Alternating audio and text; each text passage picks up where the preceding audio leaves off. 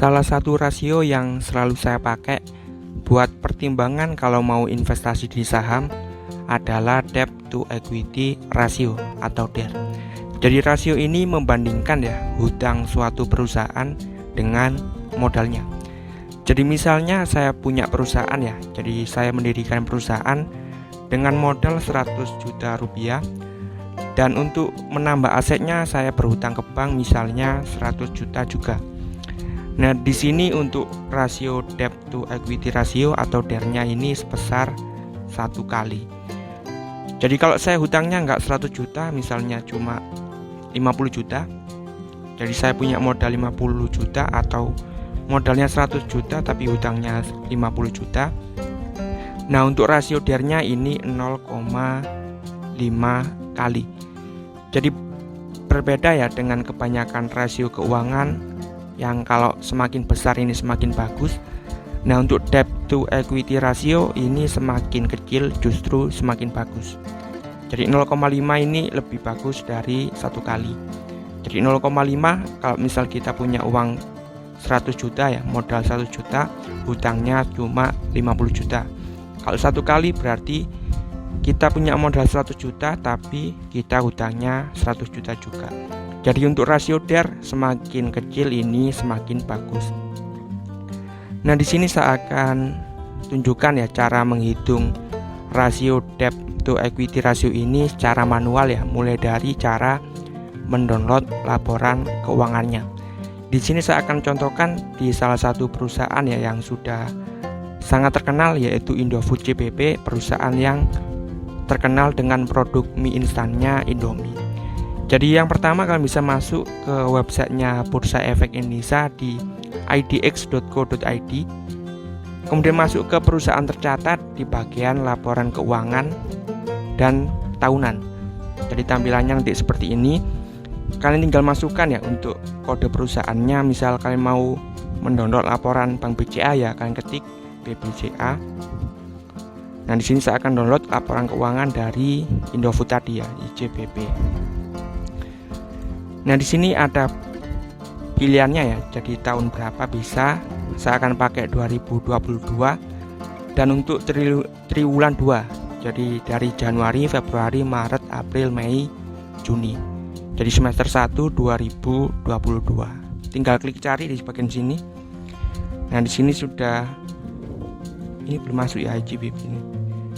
Diketik dulu, kemudian cari. Nah, di sini kalian bisa lihat untuk beberapa dokumen yang sudah disediakan.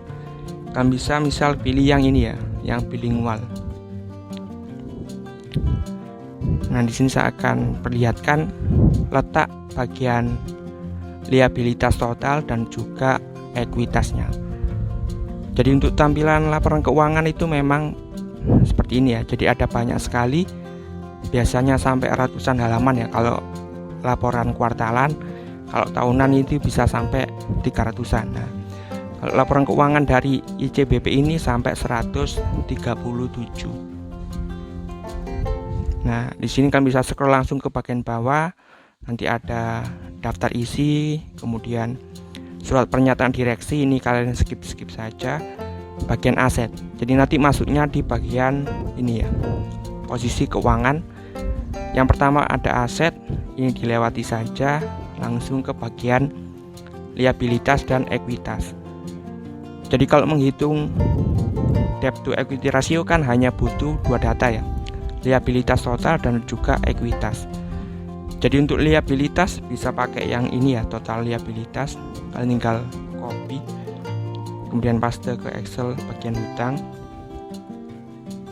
Jadi hutangnya ini 56 triliun, karena kalau ini satuannya dalam jutaan rupiah. Kemudian kalau ekuitas bisa scroll ke bawah lagi di bagian sini, yang ekuitas yang dapat diatribusikan kepada pemilik entitas induk.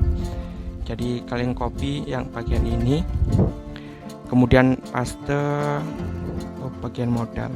Nah, tinggal dibagikan saja antara hutangnya dibagi dengan modalnya.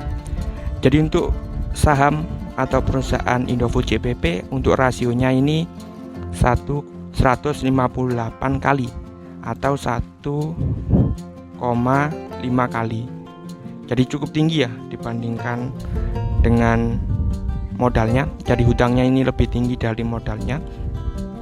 Jadi misal kalau diibaratkan saya punya perusahaan ya, modalnya ini sebesar 100 juta. Nah, saya hutang ke bank 150 juta. Jadi seperti itu untuk debt to equity ratio ya dari perusahaan Indofood CPP.